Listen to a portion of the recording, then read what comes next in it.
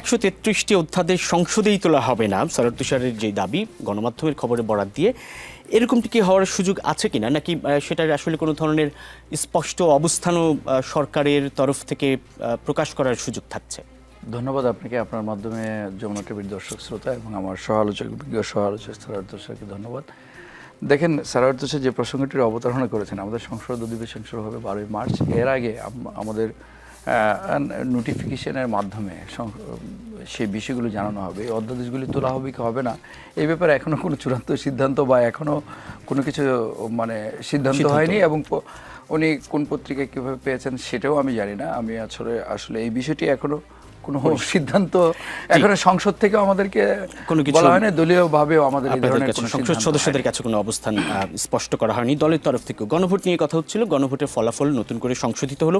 এর মধ্যেই ত্রয়োদশ জাতীয় সংসদ নির্বাচনে 3টি আসনে কারচুপির অভিযোগ তুলে হাইকোর্টে আবেদন করেছে বাংলাদেশ জামায়াতে ইসলামী। ঢাকা 6, 7, গাইবান্ধা 4, 3 আসনে সব ব্যালট পেপার, রেজাল্ট শিট সহ সব নথি হাইকোর্টের হেফাজতে নেওয়ার নির্দেশনাও দিয়েছে নির্বাচনী ট্রাইব্যুনাল।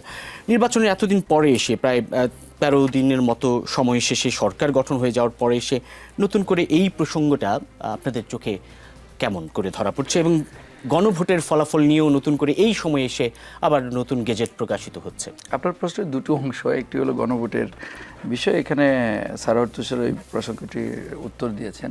গণভোটে আমরা দেখেছি যে কিছু যে 10,73,000 যে ভোট, সেটা একটু হেরফের হয়েছে। সেখানে কিছু হ্যাঁ ভোট এবং না ভোট দুটোই কিছু কমেছে। এই বিষয়টি আরও বিস্তারিতভাবে জেনে আজকেই পত্রিকায় আমরা জানতে পারলাম। বিস্তারিতভাবে জেনে সেটি হয়তো সংশোধনী হয়েছে, বড় কোনো ফলাফলে কোনো ব্যত্যয় হয়েছে এরকম কিছু আমার জানা নেই। আর হলো দ্বিতীয় প্রশ্ন, যেটা আপনার জামাতে ইসলামী দেখেন, আসলে আমি এভাবে বলা ঠিক হবে কিনা জানি না, তারা বলে করে আরেক। এখন আপনি দেখেন, নির্বাচন গ্যাজেট হয়ে যাওয়ার পর, ফলাফল যখন গ্যাজেট হয়ে যায়, তখন আর নির্বাচন কমিশনের কিছু করার থাকে না। তারপরেও তারা, আমি দেখলাম অবাক হয়ে আমরা দেখলাম যে তারা নির্বাচন কমিশনে গেলেন, তাদের প্রতিনিধি দল গিয়ে 10টি বা 12টি এরকম কয়েকটি আসনে তারা ভোট পুনর্গণনা বা চাইলেন। কিন্তু তখন নির্বাচন কমিশনের সচিব নির্বাচন কমিশনের স্পষ্টভাবে বলেছেন যে গ্যাজেট হয়ে যাওয়ার পর নির্বাচন কমিশনের কিছু করার নেই। এখন আবার দেখলাম সেই 10-12টি থেকে কমিয়ে 3টিতে বা 4টিতে এসেছেন। তারা 3-4টিতে এসেছেন, তার মধ্যে গাইবান্ধা এবং ঢাকায় 2টি আসন। আসলে এখন তারা গিয়েছেন, কোর্টে গিয়েছেন। আসলে বাংলাদেশ তো আসলে একটি অবাধ, সুষ্ঠু, নিরপেক্ষ নির্বাচনের মাধ্যমে একটি গণতান্ত্রিক সরকারের যাত্রা শুরু হয়েছে। আমরা এই গণতান্ত্রিক যাত্রাটাকে সাধুবাদ জানাই, এবং দেশের মানুষ যে গণতান্ত্রিক অভিযাত্রা, যে পরিবর্তনের প্রত্যাশা নিয়ে একটি জনগণের সরকার প্রতিষ্ঠা হয়েছে, আমরা আশা করব সকল দলমত এবং পক্ষ সবাই এই সরকারটিকে সহযোগিতা করবেন। বাংলাদেশের যে অগ্রযাত্রা, বর্তমান প্রধানমন্ত্রী তারেক রহমানের নেতৃত্বে যে অগ্রযাত্রা, পরিবর্তনের যে সূচনা হয়েছে, সেটাকে ওনারা গ্রহণ করবেন, অব্যাহত রাখবেন, এবং শুধু বিরোধিতার স্বার্থে বিরোধিতা না।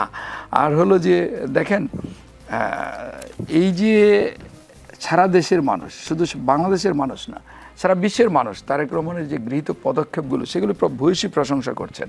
আপনারা আগে আপনারা দেখবেন যে উনি আমাদের ওথের পর, শপথ নেওয়ার পর, সংসদ সদস্যদের শপথ নেওয়ার পর, আমি আমার অভিজ্ঞতাটা বলি, প্রথম উনি 2 লাইনের একটি বক্তব্য দিলেন শপথ গ্রহণের পর।